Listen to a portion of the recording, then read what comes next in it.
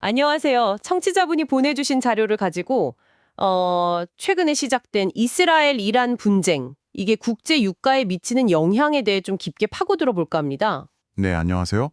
이게 6월 13일에 분쟁이 시작됐는데 바로 다음 날 유가가 10%나 급등했더라고요. 네, 맞아요. 상당히 큰 폭이었죠. 왜 이렇게 갑자기 올랐는지, 또 앞으로는 어떻게 될지, 특히 자료들에서 강조하는 그 호르무즈 해협 역할에 좀 집중해서 살펴보겠습니다. 네, 그 부분이 상당히 중요하죠. 이 분쟁이 그냥 먼 나라 얘기가 아니라 결국 우리 에너지 시장, 더 나아가서는 뭐 청취자분들의 경제에도 영향을 미치는 거니까요. 그 의미를 좀 명확히 짚어보는 게 오늘 목표입니다. 자, 그럼 바로 시작해 볼까요? 네, 좋습니다. 우선 딱 상황만 놓고 보면 분쟁 터지자마자 유가가 10% 뛰었다는 건데, 사실 이란이 오펙 플러스 내에서도 세 번째로 큰 산유국이고, 그렇죠. 매장량 자체도 엄청나고요. 석유는 세계 4위, 천연가스는 2위니까요. 그러니까 에너지 시장에서는 뭐 무시할 수 없는 플레이어라는 거죠. 이런 나라에서 문제가 생기니 유가가 반응하는 건 어찌 보면 당연할 수도 있겠네요. 네, 일단 그 부분이 기본적인 배경이 되는 거고요. 근데 유가 급등 첫 번째 이유로 꼽히는 게 이란 내의 어떤 생산 차질 우려더라고요. 그 이스라엘 공습으로 샤흐르 정류소, 뭐 파즈르 가스 정제소 이런 데가 좀 맞았다는 거죠. 네, 일부 시설이 파괴됐다는 보도가 있었죠.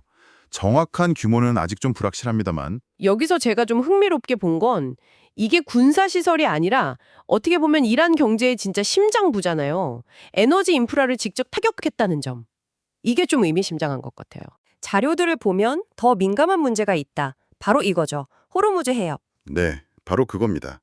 여기서 주목할 점은 정말 호르무즈 해협이에요.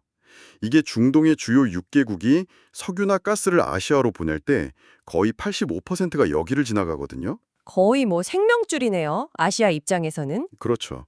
근데 이 해협 전체가 다 중요한 게 아니라 실제 큰 유조선이 지나갈 수 있는 깊은 구간은 폭이 한 9km 정도밖에 안 돼요. 9km요? 생각보다 좁네요. 네.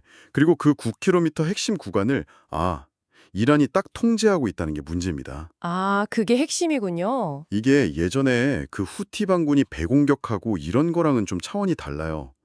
이란은 자기 영해라고 주장하면서 뭐랄까 합법적으로 봉쇄할 수도 있다는 해석까지 가능하거든요. 합법적인 봉쇄요. 네, 이론적으로는요. 만약에 진짜 봉쇄가 된다, 그러면 중동산 원유에 크게 의존하는 우리나라나 중국, 일본 같은 아시아 국가들은 뭐 바로 공급망 마비죠. 유가는 상상 이상으로 뛸 거고요. 와, 진짜 생각만 해도 아찔한 시나리오인데요. 근데 또 다른 자료에서는 이란이 실제로 이걸 봉쇄할 가능성은 아주 낮다, 이렇게 분석하던데, 그건 왜 그런가요? 네, 저도 그 가능성은 매우 낮다고 봅니다.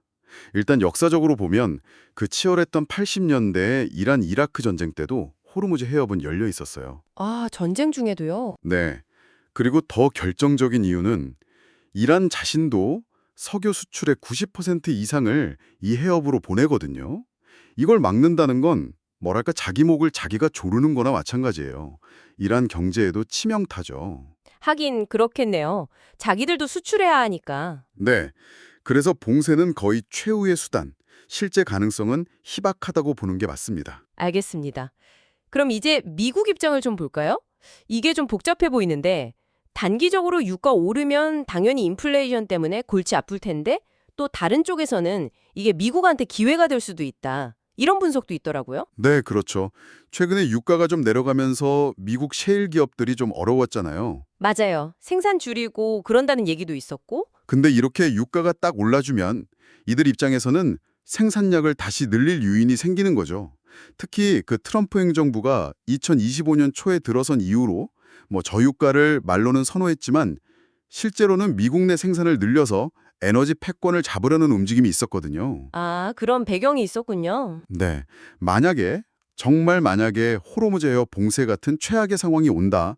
그럼 당장 중동 원유 못 받는 아시아 국가들이 어딜 찾겠어요. 미국산 원유를 더 사려고 하겠죠. 결국 미국 셰일 업계에는 좋은 상황이 될 수도 있겠네요. 그렇죠.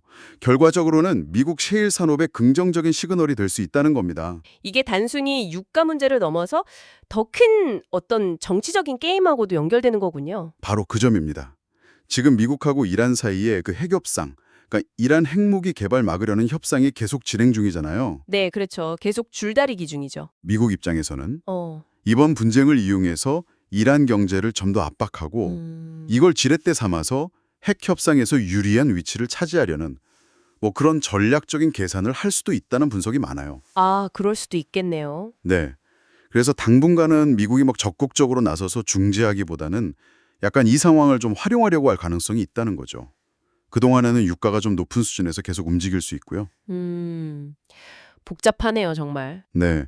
종합해보면 이번 분쟁은 예전과 좀 다른 게 이란의 핵시설이 아니라 경제 기반, 즉 정유나 가스 시설을 직접 때렸다는 점, 그리고 실현 가능성은 낮지만 파급력이 어마어마한 호르무즈 해역 봉쇄라는 카드가 계속 언급된다는 점, 이런 것들이 유가 불안을 계속 자극하는 거고요. 네. 여기에 그 미-이란 핵 협상이라는 큰 변수까지 얽혀 있으니까 앞으로 상황을 예측하기가 더 어려워진 거죠. 오늘 이렇게 이스라엘, 이란 분쟁이 국제 유가에 미치는 영향을 쭉 살펴봤는데요. 정리하면 일단 이란이라는 나라가 에너지 시장에서 차지하는 위치가 크고 또 핵심 시설이 공격받으면서 생산 차질 우려가 커졌다는 점, 그리고 가능성은 낮지만 호르무즈 해역 봉쇄라는 엄청난 잠재적 위험이 있다는 점, 이게 유가 급등의 배경이었고요. 네, 맞습니다. 미국의 경우에는 단기적으로는 인플레 부담이 있지만 또 셰일 산업에는 기회가 될 수 있고 진행 중인 이란 핵 협상과 맞물려서 좀 복잡한 계산을 하고 있다는 점까지 짚어봤습니다. 네. 결국 이런 중동의 지정학적 갈등이 이게 그냥 남의 일이 아니라 당장 우리 주머니 사정 또 우리 경제 전체에 직접 영향을 줄 수 있다는 걸 다시 한번 생각해 보게 되네요. 그렇죠. 에너지 가격은 모든 경제 활동의 기본이니까요. 마지막으로 청취자분들께 이런 질문을 한번 던져보고 싶습니다. 이번처럼 군사적 충돌이 단순히 군사시설을 넘어서 그 나라의 경제 기반 자체를 직접 타격하고 또 강대국의 외교 협상이라는 더 큰 틀과 막 얽혀서 진행되는 이런 양상이 앞으로도 계속된다면요.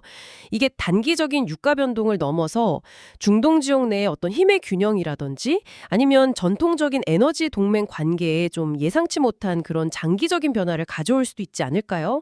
이 질문을 한번 곱씹어 보시는 것도 의미가 있을 것 같습니다.